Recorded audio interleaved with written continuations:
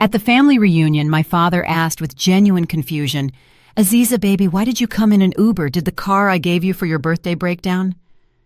Before I could answer, my husband said with a smirk, "That car belongs to my mother now. She needed it more." My father fell silent for a moment, and what he did next filled me with profound pride. Before we begin, friends watching this story, please leave a comment telling us which city you are watching from. And don't forget to like and subscribe so this channel can grow and bring you even more interesting stories.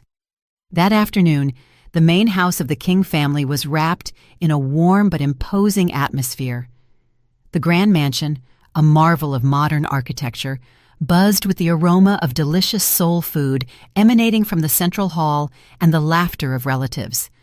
It was the monthly family reunion, an event the relatives always looked forward to with longing. In the spacious gravel driveway, a fleet of foreign luxury cars was parked in perfect order. From the latest European sedans to massive SUVs costing hundreds of thousands of dollars, they all gleamed, reflecting the rays of sunlight filtering through the dark clouds that had suddenly covered the clear sky. Inside, uncles, aunts, and cousins enjoyed a buffet served by the city's finest catering company. However, amidst all that opulence, a chair at the head table, right next to Romello, was empty. Romello, seated comfortably in his carved teak chair, showed no sign of waiting for his wife, who had not yet arrived. On the contrary, he was completely absorbed in enjoying a Wagyu steak on his plate. Occasionally, he would let out a loud laugh at a joke from his cousin. Dressed in a branded silk shirt and a flashy gold watch, he tried hard to fit in with his wife's family, a family of tycoons in their own right. Romello always felt he had to prove he deserved to be there, even though everyone in that room knew his management position at the company was a gift from his father-in-law, President Thaddeus King. His attitude, overly confident and somewhat arrogant, often made some relatives uncomfortable. But they kept silent out of respect for Mr. King, known for his patience and wisdom. Outside the high walls of the estate, a dark blue Uber pulled up slowly. A light drizzle was beginning to fall, dampening the hot asphalt. The car door opened, and out stepped Aziza. She looked beautiful, but seemed a bit overwhelmed. The driver's card reader wasn't working, so she had to rummage through her purse to pay for the ride in cash. Then she rushed out, covering her head with her purse to keep her pastel-toned dress from getting soaked. There was no personal chauffeur to open the door for her, nor an umbrella to welcome her. Aziza ran across the wide courtyard toward the main entrance, passing her family's luxurious cars. When she reached the imposing front door, she was slightly breathless. She fixed her clothes, brushed the raindrops from her shoulders, and after a deep breath to calm herself, entered the lion's den full of inquisitive stares. A brief silence fell over the central hall when Aziza entered. Before the murmur of conversations resumed, though notably quieter, all eyes were on her. Aziza's appearance was simple but elegant, in stark contrast to the luxury surrounding her. Her face showed fatigue. Dark circles betrayed her exhaustion, although she tried to hide it with a faint smile. She approached her father, President King, who presided over the table as the family patriarch. Mr. King observed his daughter with a sharp gaze, but one full of love. He noticed that her shoes were slightly stained by the rain and that the hem of her dress was damp. His paternal instinct immediately detected the trouble his daughter had been trying to hide. Mr. King slowly set down his spoon, and the delicate sound it made seemed to resonate with special force in the ears of everyone present. He looked at Aziza, who had just kissed his hand respectfully, and then shifted his gaze to Romello, who continued chewing his food with delight, without having bothered to stand up or pull out the chair for his wife. Mr. King cleared his throat softly, and that was enough for the conversation at the table to cease completely. With his baritone voice, calm but commanding, he asked a question, a simple question that would change his son-in-law's destiny forever. He asked why Aziza had arrived late and why she looked soaked, as if she had come by public transit, especially when he had just given her a very special birthday gift for her comfort. Mr. King asked with feigned curiosity about the whereabouts of the brand-new Mercedes-Benz S-Class he had sent her the previous week. Had it perhaps broken down, forcing Aziza to take a ride-share in the bad weather? Aziza remained silent. Her lips trembled slightly. She still hadn't found the right phrase to cover up her husband's behavior, as she didn't want to embarrass him in front of the whole family. Aziza was an obedient wife. She always tried to protect her husband's reputation, even though her heart often broke. However, before a single word could leave Aziza's mouth, Romello interrupted the conversation. With his mouth half full, with a very relaxed attitude and no trace of guilt, Romello answered his father-in-law's question. He said loudly that the Mercedes-Benz S-Class was now in the hands of his mother, Ms. Corinne.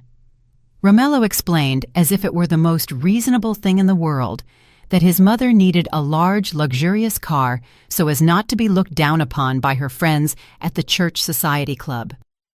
He added an argument that made the blood of those listening boil, that Aziza, who only went to the office and dressed simply, should live modestly, and that using an Uber was more practical and convenient since she didn't have to look for parking. The room went even quieter than before. Uncles and aunts looked at each other in disbelief.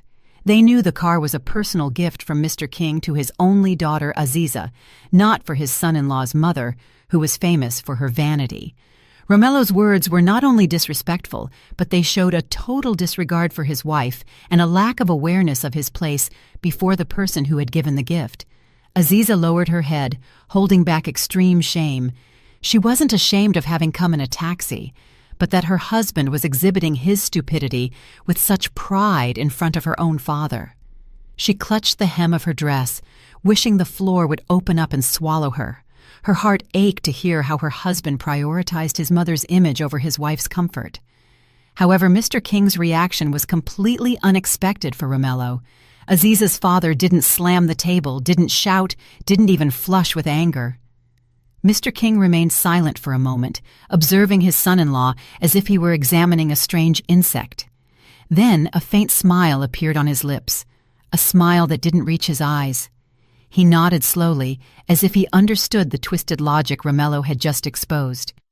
With a neutral tone, Mr. King said that he now understood that Ms. Corinne was using the car and that he appreciated Romello's honesty.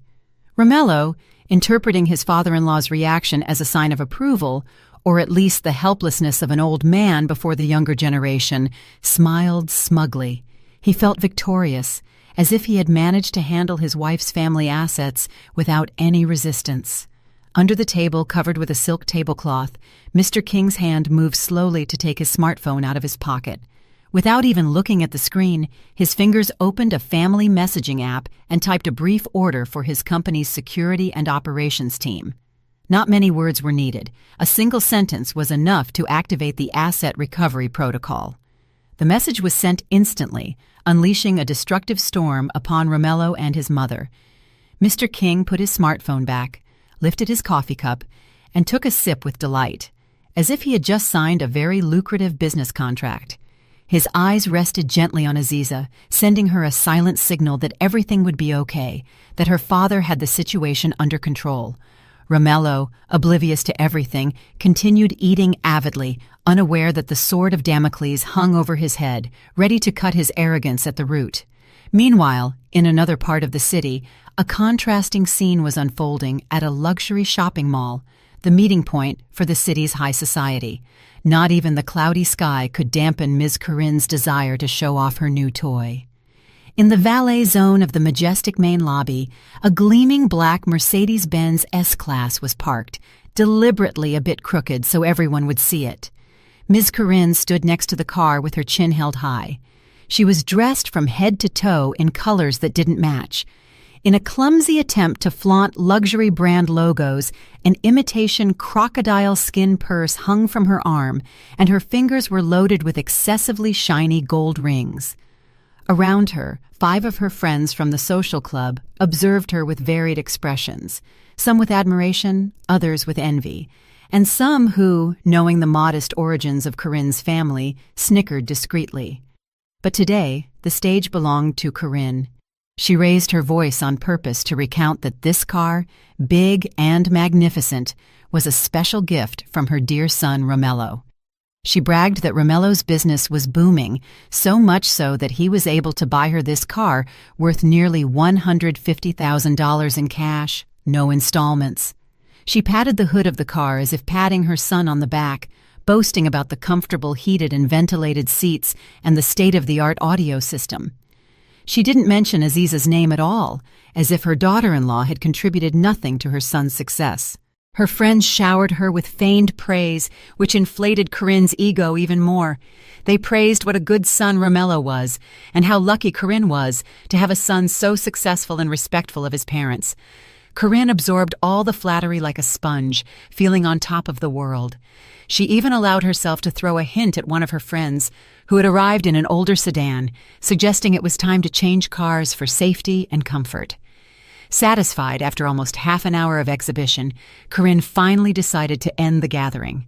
She said goodbye as elegantly as possible, saying she had to go to her usual beauty salon for a facial.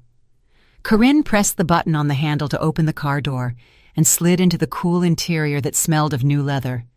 She sat in the driver's seat, straightening her back to appear taller, and waved once more to her friends, who were still on the lobby sidewalk observing her departure. With total confidence, Corinne pressed the start button. But that was where her nightmare began.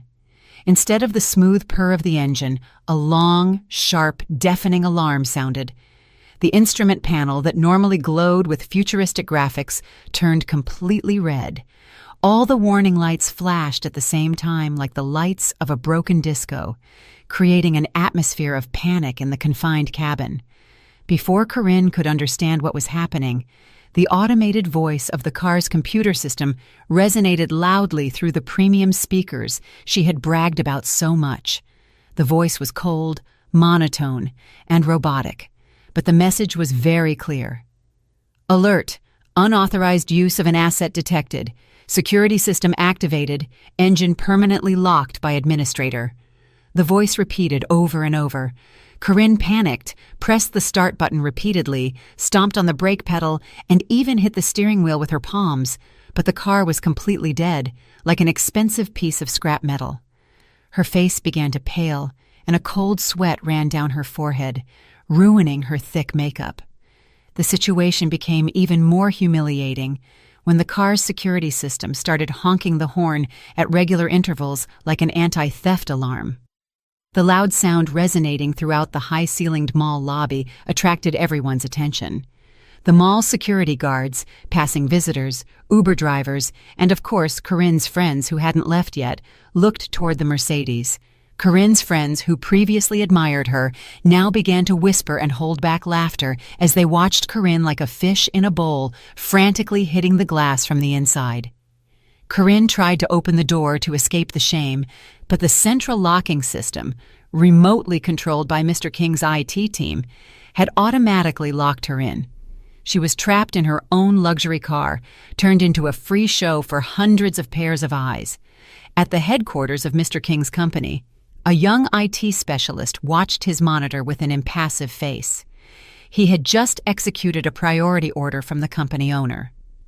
On his screen, the status of the vehicle with that license plate read, "Locked. User unauthorized." The employee typed the next command. Unlock doors after a 3-minute interval for maximum psychological impact, and simultaneously send the current location signal to the asset recovery team already on standby in the area. In the distance, in the mall lobby, those 3 minutes felt like 3 years to Corinne. She saw her friends take out their phones, not to help, but to record the ridiculous incident. She screamed for help, but her voice was drowned out by the car's soundproof glass. She cried hysterically. Her eye makeup ran, turning into a black liquid streaking down her cheeks, destroying the image of the high society lady she had tried so hard to build. When the door locks finally released automatically with a loud click, Corinne didn't get out immediately. She was too exhausted and in shock. But she had no choice, because in the distance, a bright orange tow truck with a large corporate logo was already entering the lobby area, making its way through the crowd. The employees who stepped out of the truck were not typical disheveled operators, but two security agents, robustly built with determined faces, dressed in black tactical uniforms. They carried a folder with legal asset seizure documents and walked with a firm step directly toward Corinne's car. It was then that Corinne realized this wasn't a simple engine failure. It was a counterattack, and she was on the front line of the battlefield, with no weapon other than her already shattered pride. The atmosphere in the mall lobby, normally bustling with visitor activity, had now transformed into a stage of tension and comedy. The arrival of the huge orange tow truck, with its emergency lights spinning silently, parted the crowd like Moses parting the sea. On both sides of the truck, the name of the business conglomerate King Enterprises Property was clearly inscribed, a name highly respected in the American business world. The two burly security agents who stepped down from the truck were not just any operators. They wore impeccable black uniforms with the company insignia on their chests and communication earpieces. Their faces were blank, cold, and professional, and there was not an ounce of hesitation in their steps as they headed toward the Mercedes-Benz S-Class, stalled in the middle of the VIP drop-off zone. Corinne was still trapped in the car, breathing with difficulty. The tinted windows prevented her from clearly seeing the expressions of the people outside, but she could feel the hundreds of pairs of eyes fixed on her. Her heart pounded, a mixture of fear and the pride she still had left. One of the security agents tapped firmly on the driver's window, startling Corinne. She tried to scream at them to leave, but her voice didn't penetrate the glass. The agent wasted no time. He took out a small electronic device and held it near the door handle. Immediately, the car lock opened with a loud click. The driver's door swung wide open, letting in the warm lobby air and the murmur of the crowd into the cool cabin. The security agent leaned in slightly, but there was no trace of kindness in his tone. He asked Ms. Corinne to exit the vehicle, as they needed to secure the company asset immediately.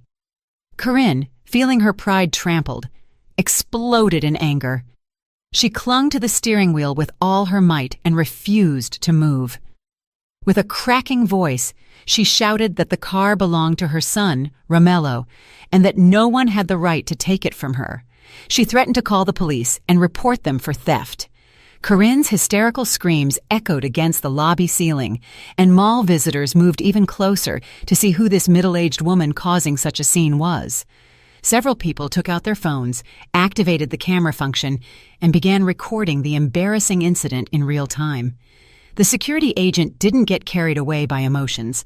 Calmly, he took out a plastic folder containing official documents. He showed the stamped and signed asset recovery order. With a voice loud enough for the front row of the crowd to hear, he explained that the vehicle in question was registered as an operating asset of Mr. Thaddeus King's company, and that at that moment it was being misused by a person without written authorization. The words company asset and misused resonated in the ears of Corinne's friends who were still standing on the sidewalk, stunned. Their expressions changed from confusion to contempt. The rumor began to spread that the luxury car Corinne bragged about so much was actually her daughter-in-law's father's company car, not the fruit of her son's success. As Corinne continued to resist and refuse to get out, the security agents finally took firm measures following protocol. One agent signaled to his partner. With agility, but without hurting her, they pried Corinne's hands off the steering wheel. Corinne kicked like a spoiled child. Her feet flailed in the air, but the strength of a middle-aged woman who barely exercised was no match for two trained guards. In a matter of seconds, Corinne was dragged out of the car. She stumbled and would have fallen to the asphalt if she hadn't grabbed a lobby pillar to keep her balance. Her imitation purse fell, and its contents spilled onto the floor. Cheap lipstick, crumpled tissues, and a bulging wallet containing only old receipts. The next scene was the culmination of all the humiliation. The tow truck operator quickly hooked the front bumper of the Mercedes. The towing machinery roared and gently lifted the massive car onto the truck bed. Corinne ran and banged on the side of the truck, crying and begging them not to take the car. She screamed Romello's name, as if her son were going to suddenly appear to save her, but no hero arrived. The truck drove away slowly, taking with it the symbol of social status Corinne felt so proud of. She was left alone in the middle of the driveway. Her hairstyle, once so elaborate, was now undone, and the running mascara gave her a ghostly appearance in broad daylight. No one around helped her. They were too busy uploading videos of the incident to social media. One of Corinne's friends, a woman with a sharp tongue, whom Corinne had previously despised for her old car, approached with a sarcastic smile. She didn't offer a hand to help Corinne up, but simply said in a low but cutting voice, "It seems your son's car had a business emergency. Why don't you order an Uber?" The comment provoked giggles among the other friends. Corinne looked around with glassy eyes. Her world, built on lies, was crumbling. A visitor's phone pinged with a notification, a video of Ms. Corinne being dragged out by security guards, uploaded to the city's gossip account, reached thousands of views in minutes. The headline was painfully cruel. High society ladies flex turns out to be in-laws company lease. Back at the King Mansion, the atmosphere of the party remained serene, in stark contrast to the chaos that had just occurred at the mall lobby. A soft piano melody played in the background for guests enjoying dessert. Aziza sat silently in her chair. Her eyes stared at the empty plate in front of her, trying to ignore the sound of her husband chewing beside her, still avidly. Romello seemed very relaxed. Occasionally he let out a small burp without covering his mouth, feeling like a little king in his father-in-law's house, having successfully answered Mr. King's question without any argument. He didn't know the calm in that room was the calm before a great storm. Suddenly, Romello's phone on the table vibrated violently with a loud ringtone. The sound broke the serenity of the room, and several uncles turned with annoyed expressions. Romello quickly grabbed the phone and saw the name Mom on the screen. He smiled broadly, thinking his mother was calling to thank him for letting her show off the new car. Confidently, Romello answered the call without getting up from the table, so everyone could hear his conversation. But the smile disappeared from Romello's face in an instant. The voice that came from the other side was not one of gratitude, but a hysterical scream mixed with inconsolable crying. Ms. Corinne's voice was so loud that even Aziza, sitting next to him, could hear it faintly. Romello's face flushed with shame and then paled with anger. He listened to his mother's breathless account, that the car had been forcibly towed by some thugs, that she had been humiliated in front of her friends, and that she was now abandoned on the street. Romello's narrow mind immediately concluded that this was all Aziza's doing. He thought Aziza, hurt, had secretly called the police or canceled the car insurance. Rage consumed him. Romello threw his spoon onto the plate, making a clattering noise, and the whole room went silent instantly. He stood up abruptly. His chair scraped the marble floor with a loud screech. With bulging eyes, Romello pointed at Aziza's face, who remained seated silently. He screamed at his wife in front of dozens of relatives present. He accused Aziza of being an ungrateful wife who had humiliated her mother-in-law. Romello shouted, asking what Aziza had done to have the car taken away. The veins in Romello's neck bulged. His face was ready to utter all kinds of insults. Aziza raised her head and looked at her husband with an indecipherable expression, a mixture of pity and exhaustion. But before she could open her mouth to defend herself, a baritone voice cut through Romello's anger like a hot knife cuts butter. Mr. King had risen from his seat at the head of the table. His movements were slow and deliberate, but he had an aura that left everyone breathless. He didn't shout, didn't slam the table. He simply raised a hand slightly to signal Romello to shut up. Surprisingly, Romello, who was furious, fell silent. His mouth remained slightly open. Mr. King walked around the table. His steps were firm as he approached his son-in-law. He stopped exactly 2 steps from Romello and looked him in the eye with a sharp, piercing gaze, the look of a businessman who had broken many competitors. With a neutral tone, Mr. King said there was no problem with the car. He explained that the car had been recovered because its original owner, the company, had determined that the current user was not qualified. Romello opened his mouth, trying to process his father-in-law's words. Mr. King continued, this time with an even colder tone. He said that since he had heard Romello's mother needed a car, Romello should go see her immediately as she was suffering in the heat on the street. Romello, bewildered, tried to excuse himself, saying he had to go back to the office, but Mr. King interrupted him again. With deadly calm, Mr. King informed Romello of a new reality. He asked for the keys to the sedan Romello had arrived in, the company car he had been using for his affairs. Romello, reflexively grabbing his pants pocket, hesitated to hand over the keys. Mr. King sketched a slight, terrifying smile. He said the car was an employee benefit, and since as of 5 o'clock that afternoon, Romello's name had been removed from the company's employee list for serious ethical violations and asset abuse, Romello no longer had a right to that car. The news of the firing was communicated as if Mr. King were talking about the weather in the middle of a family meal. The color drained from Romello's face, and his legs went weak. He looked at Aziza's uncles and aunts for support, but they all looked at him with contempt and coldness. No one felt pity for him. Mr. King extended his hand, demanding the keys. With trembling hands, Romello rummaged in his pocket and handed over the keys to the sedan. It was as if he were handing over his own life. Without that car and that job, he was nothing. But the humiliation wasn't over yet. Mr. King took a bill out of his pocket, a $50 bill. He folded the bill carefully and tucked it into the pocket of Romello's expensive shirt. Mr. King patted the pocket and then whispered, loud enough for those nearby to hear, that the money was for him to catch a cab. A luxury Uber was too expensive, and Romello should learn to save, as he had said earlier about Aziza.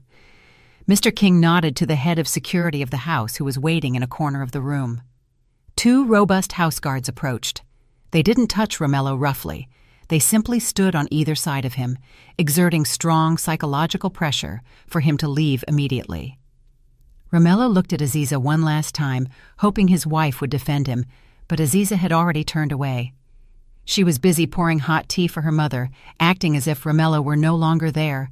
With a hesitant step and shattered pride, Romello was expelled from that magnificent dining room, passing by the delicious food he hadn't finished toward the exit. Behind him, the family conversation slowly resumed, as if a piece of trash blocking the view had just been put in its place. When Romello walked out the main door of the King mansion, every step he took was a mixture of explosive rage and heartbreaking shame. The 2 burly security guards escorting him followed him to the high wrought iron gate. They didn't say a word, but their looks screamed that Romello was now nothing more than trash to be removed immediately from that luxurious property. When the automatic gate closed slowly behind him with a heavy metallic sound, Romello felt as if the door to a life of comfort had closed forever. He stood stunned on the sidewalk outside, looking back at the imposing house, whose lights shone warmly, the place where he should have been enjoying the rest of the evening as a beloved son-in-law, not as a fired and banished man. The sky, which had been cloudy, finally unleashed its contents. It wasn't a drizzle, but a cold, intense downpour. It was as if nature itself were joining Romello's humiliation party. Romello hurriedly took shelter under a tree on the side of the road, whose leaves weren't dense enough to protect him from the water's attack. The expensive silk shirt, bought with Aziza's supplementary credit card, was now soaked and clinging to his skin. Desperate, he searched his pants pockets and took out his smartphone, its screen slightly wet from raindrops. With trembling fingers, he opened the rideshare app. He had to get out of there quickly before a neighbor or acquaintance of his father-in-law saw him standing on the street like a beggar. But a new problem arose. The luxury gated community where Mr. King lived had very strict security rules. The app on Romello's phone showed a notification that no driver could enter that private residential zone to pick him up without an access permit from the owner. Romello tried calling the security booth at the entrance, hoping they would open the barrier for a car, but his call was rejected. His number had evidently been blocked or marked to be ignored. He had no other choice. Romello had to walk to the main entrance of the community, almost a mile and a half from where he was. A distance he would normally cover in a few minutes in an air-conditioned car now stretched before him like a torture path. Romello began to walk with heavy steps. His gleaming leather shoes stepped into dirty puddles on the asphalt. Every step was pain for his ego. The rain intensified, and a strong wind made the trees sway violently. In less than 5 minutes, Romello was completely soaked. His hair, previously styled with gel, now hung limp over his forehead. Rain ran down his face, hiding the tears of rage starting to well up. He cursed Aziza in his mind. He cursed Mr. King. He felt treated unjustly. In his twisted logic, as a son-in-law, he had a right to enjoy those comforts, and his father-in-law's anger was excessive for a simple car. He didn't realize the real problem was his own audacity accumulated over years. As Romello staggered under the storm, bright car headlights illuminated his back. Romello stepped to the edge of the curb, hoping it was just a passing neighbor, but the car slowed down as it approached him. It was a large pearl-white SUV, the same type that had been confiscated from his mother that afternoon, but this one was brand new. The license plate was still temporary. Romello turned with the hope of finding a little compassion. Maybe Mr. King had changed his mind and asked his chauffeur to take him to the entrance. The car windows were spotless, treated with the best water-repellent coating, so Romello could clearly see who was inside. Behind the wheel was Mr. King. The middle-aged man drove relaxedly with one hand on the wheel. His face was serene and dry, enjoying the classical music faintly audible from the outside. Next to him sat Aziza. His wife had changed into warmer clothes. Aziza held a thermos with a hot drink. Her face looked peaceful. Time seemed to slow down as the car passed slowly by Romello.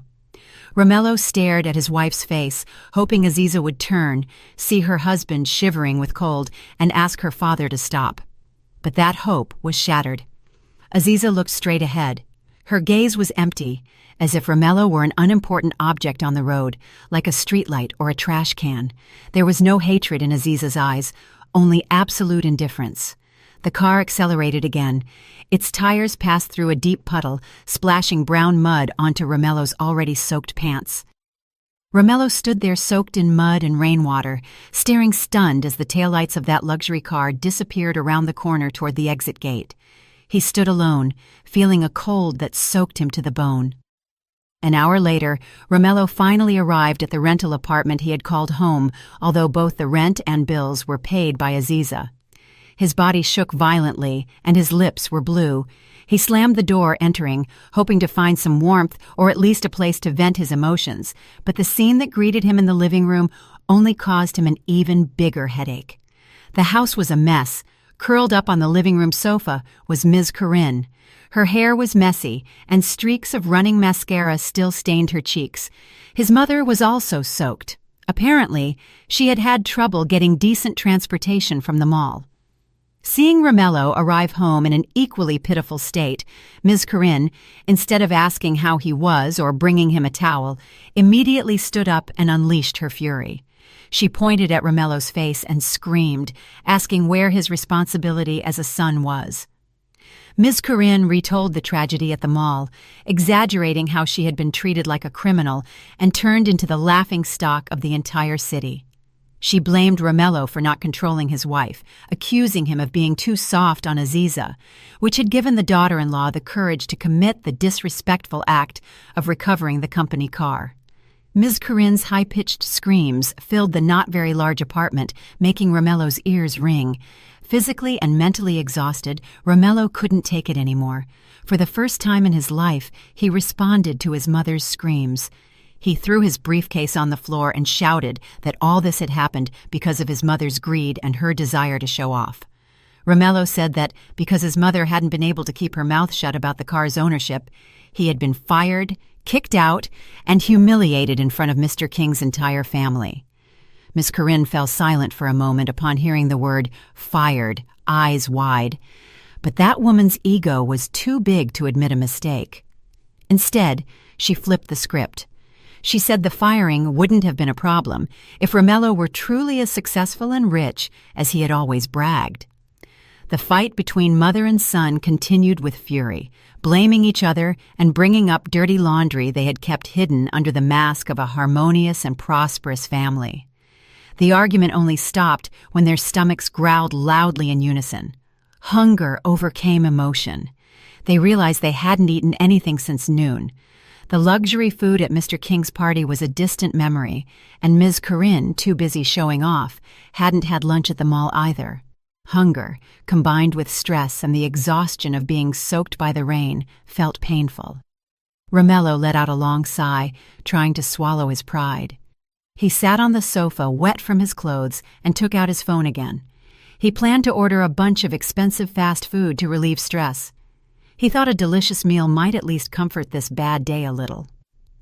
Romello opened a food delivery app. His fingers quickly selected the family meal from his favorite fried chicken spot. He added several sides and a large drink. The total bill came to almost $30. Without hesitation, he pressed the order button and selected the credit card payment method saved in the app. The loading circle spun on the phone screen. Romello swallowed, imagining the hot, crispy chicken. But instead of an order accepted notification, a red error message appeared on the screen. Transaction failed. Payment declined by card issuer. Romello frowned. He thought it might be a network glitch. He tried again. This time, he used his second credit card, the platinum card he always bragged about to his friends. The result was the same. Rejected. A cold sweat began to form on his temples, mixing with the rainwater that hadn't yet dried. He tried all the cards he had registered: debit, shopping, digital wallet. One by one, they all rejected the transaction. It was then that reality hit him hard. He had just remembered that all those cards were supplementary authorized user cards, whose primary account was Aziza's payroll account. All this time, Aziza had financed his lifestyle, and Romello had simply swiped the card. Romello's fingers trembled violently. He opened his mobile banking app to check the balance of his personal account, his salary account from working at Mr. King's company. The number that appeared on the screen left him helpless. $150. That was all the money he had earned by himself. The rest had already been spent last month on installments for his mother's appliances, and that account, furthermore, would likely be about to be frozen since he had been fired. Romello looked at Miss Corinne with a pale face. He stammered that he couldn't use any of the cards, that Aziza had blocked everything. Ms. Corinne screamed in frustration and threw a sofa cushion at Romello, lamenting her fate of having to go hungry in her own home. As if that suffering weren't enough, suddenly a sharp, continuous beep was heard from the electricity meter outside the house. It was the warning sound that the prepaid electricity balance was at a critical level. Romello and Ms. Corinne looked at each other with eyes full of fear. All this time, the meter had always been recharged automatically by Mr. King's personal assistant, who managed logistics for his children. Now there were no such facilities. That beep sounded like the countdown of a ticking time bomb. Romello reached into his pocket for the cash Mr. King had given him earlier. The $50 bill was soaked and crumpled. Before he could even think about running to the corner store to buy a recharge card, a loud click was heard. Instantly, all the lights in the house went out. The fan stopped, and the TV went black. Total darkness enveloped them. The rental apartment plunged into total darkness, illuminated only by occasional lightning seen through the window. In that darkness, Miss Corinne's sobs could be heard. She had started crying like a scared child. Romello leaned back on the sofa in the dark, stomach aching from hunger, body shivering with cold, and wallet empty. That night, for the first time in his pampered life, Romello felt what true poverty was: no food, no light, and no way out. The next morning, the sun shone brightly, in stark contrast to the gloomy atmosphere of Romello's rental apartment, still plunged in darkness due to the lack of electricity. With the fan and AC off all night, Romello woke up with his body sticky with sweat. He opened his eyes with a pounding headache. The remnants of stress and hunger from the night before still tormented his body. There was no breakfast prepared on the table, nor the aroma of coffee the service staff used to prepare. And worst of all, the water pump also depended on the cut electricity, so no clean water came out of the bathroom faucet. Forced by circumstances, Romello cleaned himself with the water remaining in the tub, already cloudy, and put back on the work shirt he had soaked the day before. The shirt, now dry, was wrinkled and smelled musty, and the mud stains on the pants were barely disguised despite having rubbed them with a damp cloth. He looked in the broken mirror in a corner and saw his disheveled reflection, eyes red from lack of sleep and careless stubble. However, his enormous ego still pushed him to go to the office. In his mind, which still denied reality, he thought yesterday's firing was just an emotional threat from Mr. King. He was convinced that if he went and apologized, or at least showed a dedicated work attitude, his father-in-law would soften. The commute to work, which he normally did comfortably in an air-conditioned sedan, became torture. Romello had to walk to the main road and squeeze onto a crowded city bus, full of the smell of sweat from thousands of other passengers. He stood pressed near the door, trying to avoid getting his shoes stepped on and holding back nausea caused by an empty stomach. Upon arriving at the financial district downtown, Romello walked with forced uprightness toward the skyscraper owned by Mr. King. He fixed his shirt collar, trying to regain the dignity he had already lost. But the looks from some of his former colleagues he crossed on the sidewalk were different. They didn't greet him. Instead, they looked away or looked at him with mockery while whispering. Apparently, rumors about what happened at the party and his mother's viral video had spread faster than his steps. Romello entered the majestic lobby of the building with its gleaming marble floor. He headed toward the automated turnstiles and took out the employee badge hanging from his neck. With a movement that had become muscle memory over the last 3 years, he swiped the card over the scanner. Normally, the light turned green and the turnstiles opened, but this time the machine emitted a long, sharp buzz, and the light turned bright red. The words, "Access denied," appeared clearly on the machine's small screen. Romello, feeling shame rise in his throat, swiped the card again. 1, 2, 3 times. The line of employees behind him began to murmur with impatience. That rejection sound was like a siren announcing his pariah status. Before Romello could hit the machine in frustration, 2 burly building security guards were already in front of him. One of them was the head of security whom Romello used to order to buy him cigarettes or carry his mother's shopping bags. But today, that guard's gaze was cold and distant, as if he were seeing a suspicious stranger. The guard didn't greet him. With a firm, neutral voice, he informed Romello that he could not enter the office area. The order came directly from the board of directors, and Romello's name was already on the building security blacklist. Romello tried to reply, shouting that he wanted to see the HR director to clear up the misunderstanding, but the guard shook his head firmly. The security guard bent down slightly and picked up a cardboard box from under the reception desk. He shoved the box abruptly against Romello's chest. Inside the box were his personal effects, removed from his desk, a photo frame of him and Aziza with the glass broken, a coffee mug that said "The Boss," a stapler, and a couple of cheap pens. On top of that pile of junk was a sealed white envelope with the company's official logo. It was the termination letter. With trembling hands, Romello opened the envelope. His eyes scanned the legal terms, harsh but deadly. The reason for dismissal was written in bold. Serious violation of ethical code, misuse of company assets, and conduct detrimental to corporate image. There was no severance pay or letter of recommendation, only a notification that they would face criminal action if he didn't return all company inventory. Romello stood stunned in the middle of the busy lobby, hugging the box like an automaton. He felt naked in front of the hundreds of people passing by. Shame burned from his face to his ears. He turned around and stumbled out of the building, moving away from the place that once gave him identity and pride. He sat on a bench in a nearby park and took out his phone. He didn't want to give up. He was sure that with his 3 years of experience in a large company, he could easily get a job elsewhere, even at a competitor of Mr. King. With the little data left on his plan, he started calling some acquaintances at rival firms.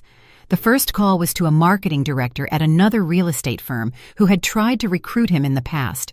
Romello tried to sound cheerful, greeted him friendly, and asked about his family before expressing his interest in seeking new challenges.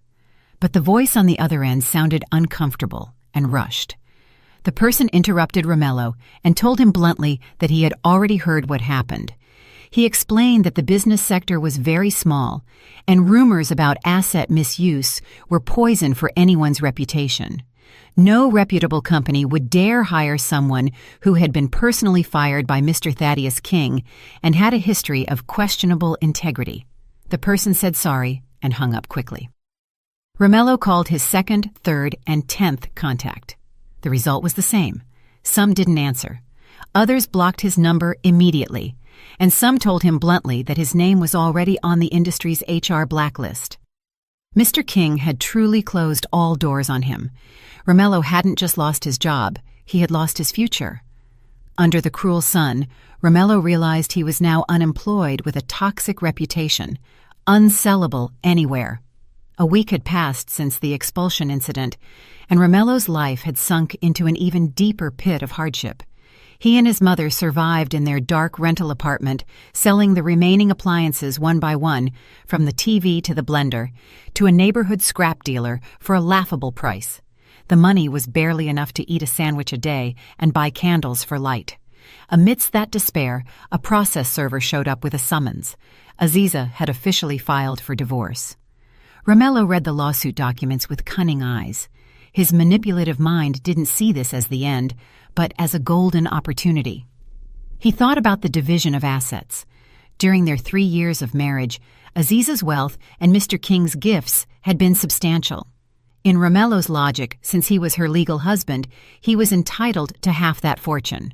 Ms. Corinne, chewing on a cold sandwich in a corner, perked up hearing about the asset lawsuit. She whispered poison into her son's ear, urging him to demand a share of the luxury house they lived in, the cars, and the company shares.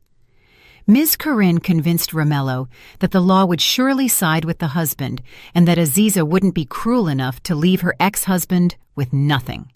With the last money they had left, Romello hired a cheap lawyer with an office in a strip mall on the outskirts of the city, a lawyer who bragged more than he won cases. But Romello had no choice.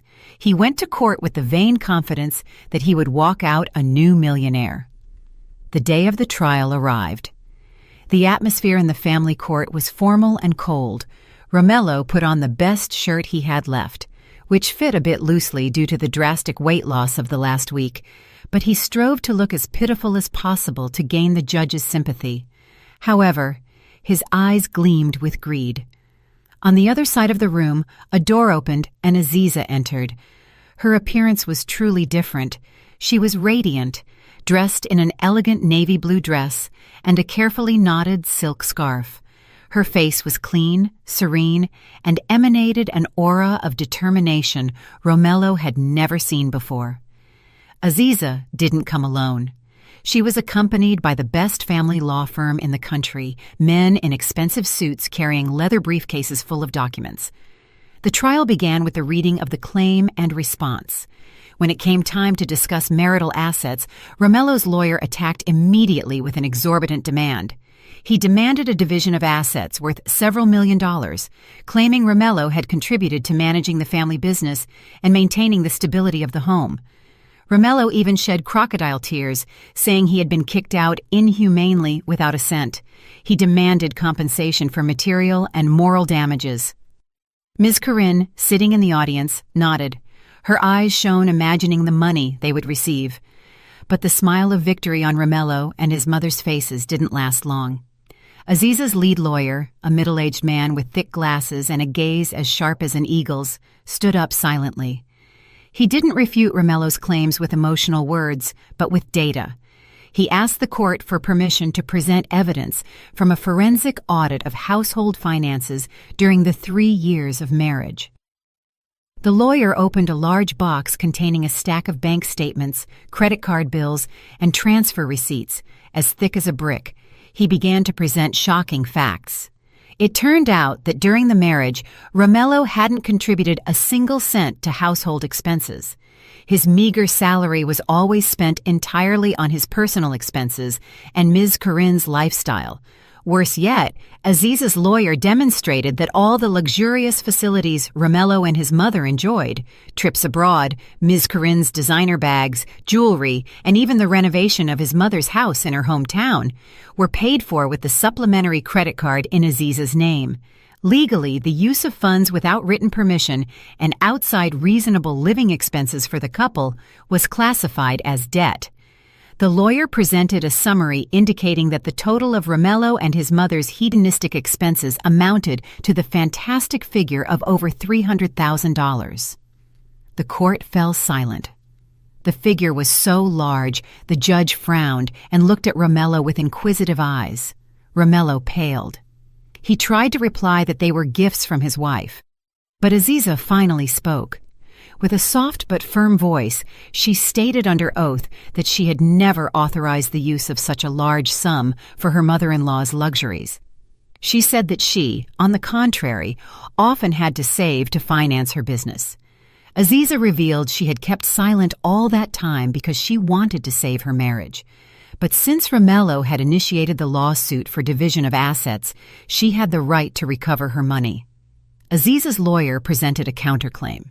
He demanded that Romello return all the money or that assets bought with that money be seized as compensation for damages. The judge's gavel fell with a thunderous sound that sounded like a death sentence for Romello's future. The court, after examining the irrefutable evidence, decided to grant Aziza's divorce petition and dismiss all of Romello's asset division claims. Furthermore, the judge ruled that Romello's obligation to return the illegally used funds had been proven. As a guarantee, the judge ordered the seizure of any asset in the defendant's or his family's name proven to have been purchased with that flow of funds. This meant the deed to Ms. Corinne's only house in her hometown, whose mortgage had recently been paid off with Aziza's credit card money, would be seized by the state for auction. Hearing the verdict, Ms. Corinne screamed hysterically in court. Her body convulsed and her eyes bulged, as if she couldn't believe her own greed had become a boomerang destroying the last assets she owned. She fainted on the courtroom floor, causing a commotion. Romello sat motionless in his chair, his body weak, as if his bones had been removed. He looked at Aziza, hoping to see some compassion in the eyes of the woman who once loved him. But Aziza had already stood up, fixed her clothes, and walked out of the court without looking back a single time. Behind her, medical staff entered to take Ms. Corinne away. Meanwhile, Romello realized he had just dug his own grave. He had come to get rich, but he was leaving destitute with a debt of hundreds of thousands of dollars. After the judge's gavel strike in family court, Romello and Ms. Corinne's life took a 180-degree turn. The execution of the asset seizure was much faster and crueler than they had imagined. The only house in their hometown, which she had always boasted about as a symbol of her son's success, now had a flashy red sign with the words, "Seized by the state." Without a place to return to, without assets to mortgage, and without money in the bank to rent decent housing, they were left on the street. They were forcibly evicted from their previous rental apartment for not paying rent for 2 consecutive months and were now abandoned in a crowded slum on the outskirts of the city. Their new residence was at the end of a narrow, damp alley where sunlight barely reached, blocked by touching roofs. The walls of the shack were exposed brick, unplastered. The asbestos roof leaked everywhere, creating damp spots on the ceiling, and the air inside was stifling, mixed with the smell of stagnant sewage right in front of the rotting wooden door. In that cramped space, luxury was a forgotten word. There was no fluffy spring mattress to comfort their backs, no air conditioning to cool their skin. Only a thin mat on the cold concrete floor served as a bed for both. Every night they had to sleep hungry, accompanied by the buzzing of fierce mosquitoes and the noisy sound of rats running across the roof. Ms. Corinne, who once always looked splendid thanks to $1,000 facials and designer clothes, now looked like a completely different person. Her face was dull and greasy, and stress lines caused by malnutrition began to appear prominently and deeply. Her hair, always carefully styled in expensive salons, now often hung limp and smelled musty, tied carelessly with a rubber band from a food package. There were no more high society friends to praise her, only neighbors who looked at her with suspicion. Every day, Ms. Corinne had to get up before dawn, not to do her usual morning exercise or prepare for a social club meeting, but because she had started working as a washerwoman for her neighbors, most of whom were factory workers. To avoid starving, this fake ex-society lady had to lower herself to do the hard labor she once deeply despised. Her hands, once soft and holding only porcelain teacups, were now rough, calloused, and cracked from exposure to cheap detergent that burned her skin. She often cried alone in public bathrooms while scrubbing stains from other people's clothes, lamenting her fate of having to become the servant of people she once considered low status. But her neighbors showed her no compassion. On the contrary, they often mocked and scolded her for her slow and unclean work, and for still complaining about the quality of the laundry soap. Romello's situation wasn't much better. In fact, one could say he suffered a more severe mental breakdown than his mother. The college degree from a prestigious university, which he once felt proud of every time he applied for a job, was now worth less than fast food wrapping paper. The stigma of being a dishonest employee, an embezzler of assets, and a person fired dishonorably from Mr. King's major company caused him to be instantly rejected by all corporations. Even small businesses needing administrative staff were reluctant to hire someone with a history of integrity as bad as Romello's. The corporate world had firmly closed its doors to him. Finally, to eat, Romello had to swallow the enormous pride he once held. He accepted odd jobs as a loader at the city's central produce market.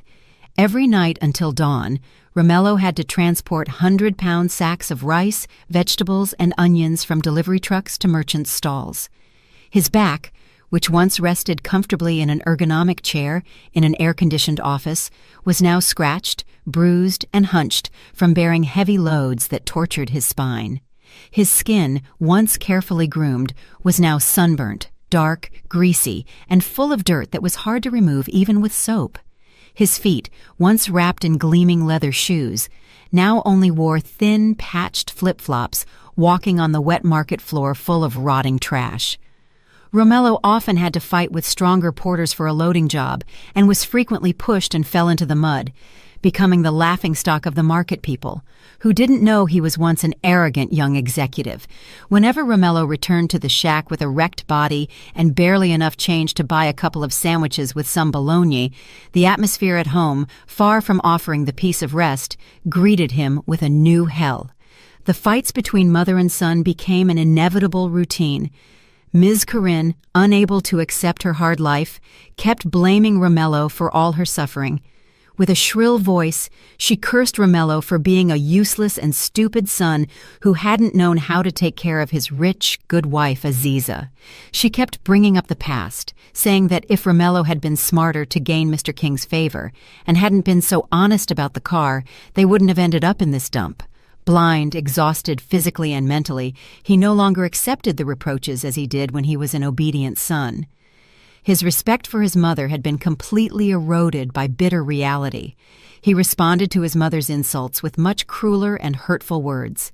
He shouted in her face that all this was karma for Ms. Corinne's arrogant mouth and ostentatious lifestyle, wanting to look rich with a stolen Mercedes.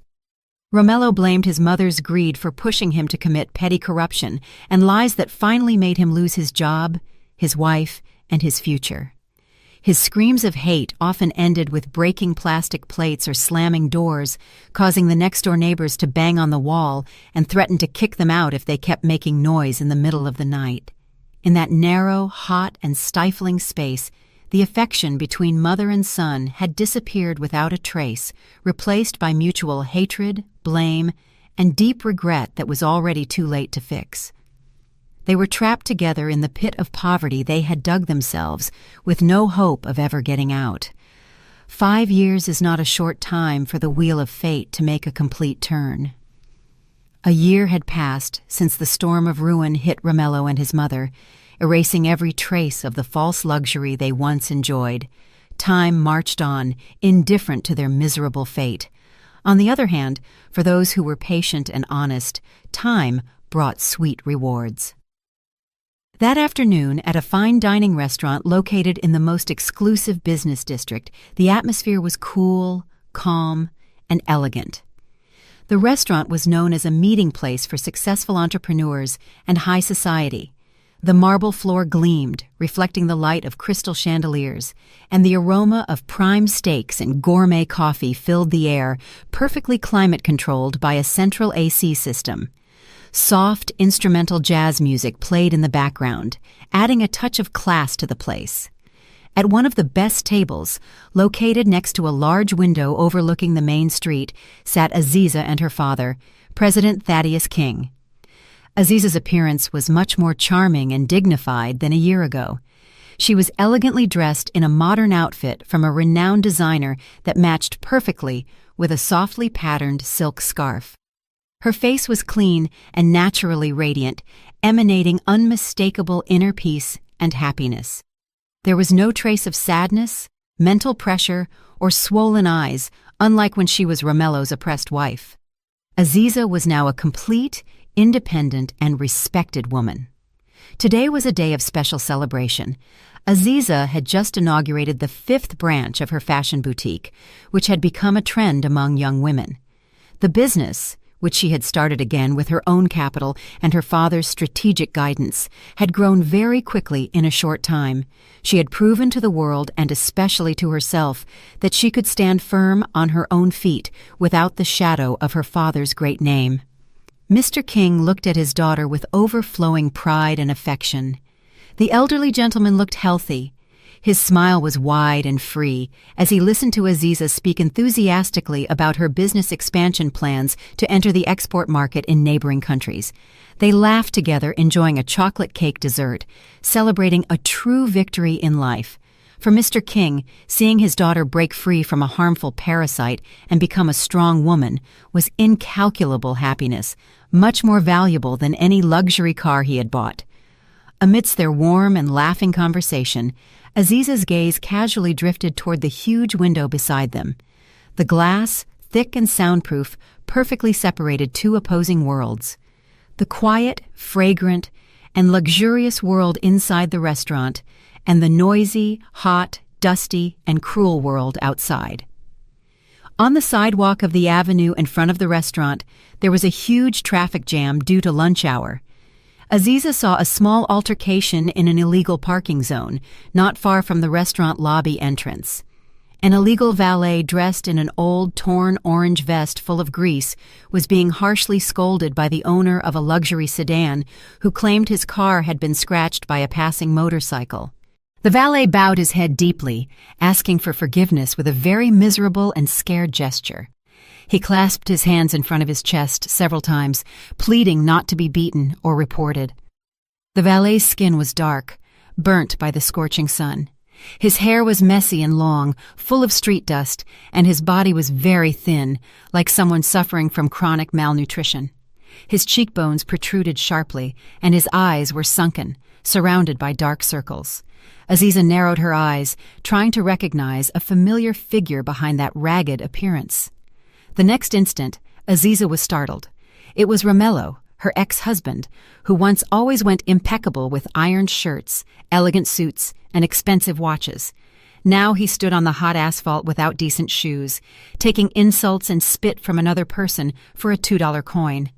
Aziza's heart shuddered, but the tremor wasn't due to residual love or emerging nostalgia, but strange pity like one feels seeing a stranger suffering. Aziza's gaze drifted to the sidewalk opposite where Romello was. There, an old woman in old clothes and faded pajamas was sitting on her knees. She was selling small packs of tissues and masks to passers-by with a pitiful face. Her face was covered in street dust and sweat. Her wrinkles had become deeper, but Aziza could still recognize Ms. Corinne's features very clearly.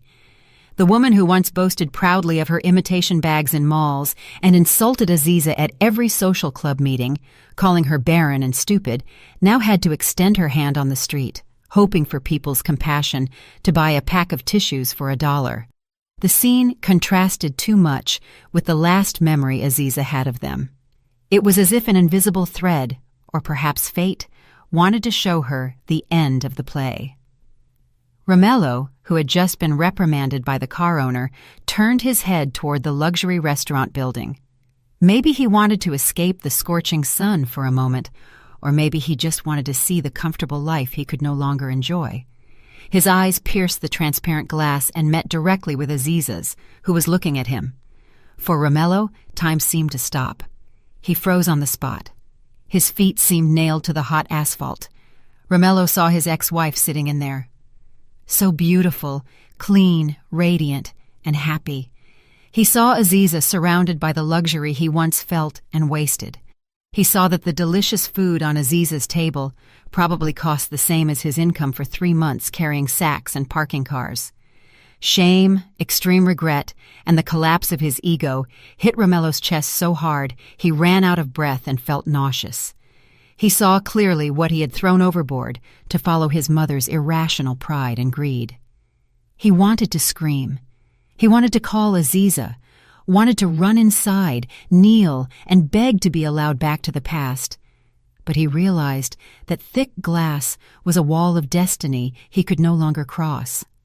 He was just dust outside, while Aziza was a diamond in the window display.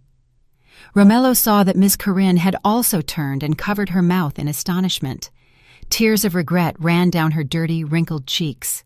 Aziza held Romello's tear-filled gaze for a few long seconds. On Aziza's face there was no anger, no smile of satisfied mockery, no burning vengeance.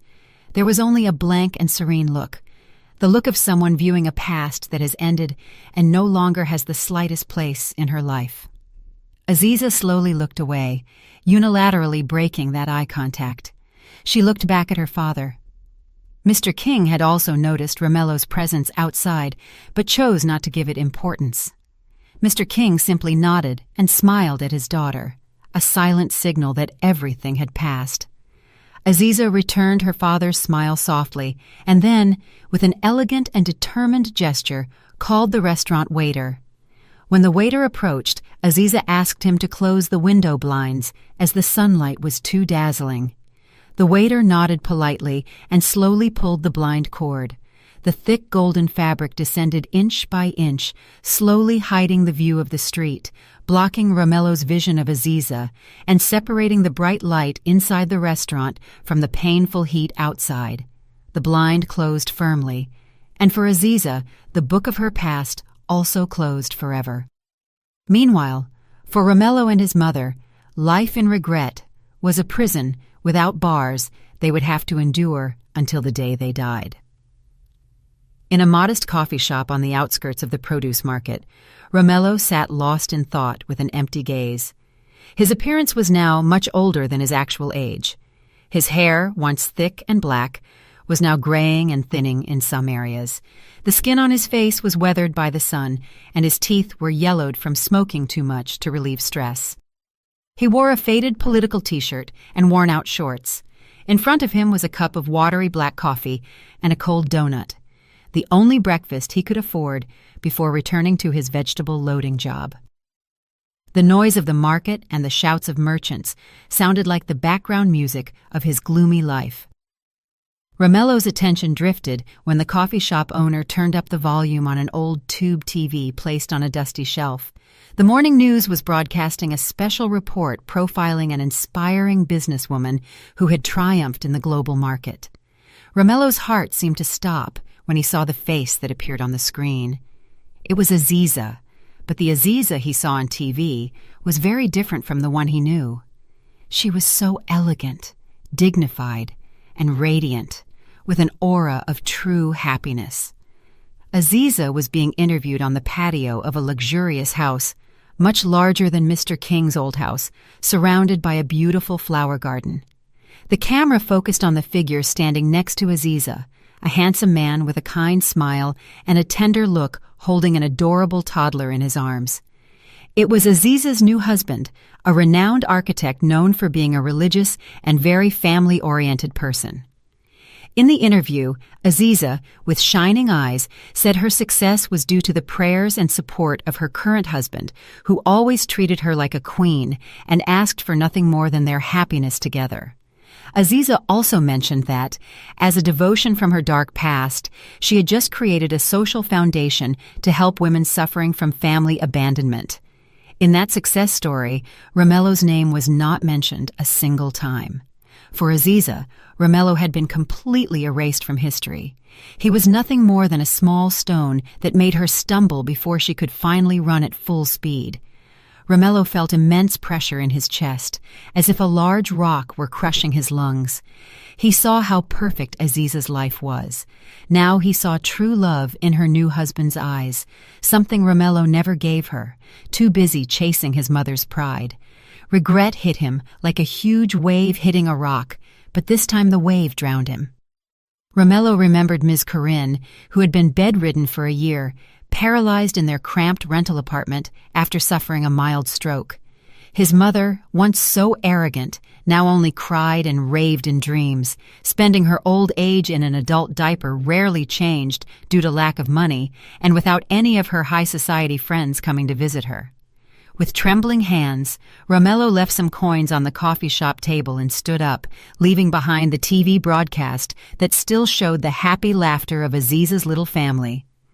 He went out into the humid bustle of the market and loaded a heavy sack of onions onto his shoulders again. A light drizzle began to fall, hiding the tears that finally rolled down Romello's cheeks. He realized the hardest punishment wasn't poverty, but the awareness that he once held a diamond in his hands, but threw it away for a stone he thought was gold. Now he had to spend the rest of his life watching someone else's happiness from afar while he circled in the maze of endless regret. His story ended with justice perfectly written by fate. Did you like the story, and which city are you listening from? Let's meet in the comments. If you liked the story, you can support me by sending a super thanks so I can keep bringing more stories like this. Thank you so much for your sweet support. I'm looking forward to your comments on the story. On the screen, you can see 2 new life stories that I highly recommend. There's so much more on my channel. Don't forget to subscribe. See you in the next life story with love and respect.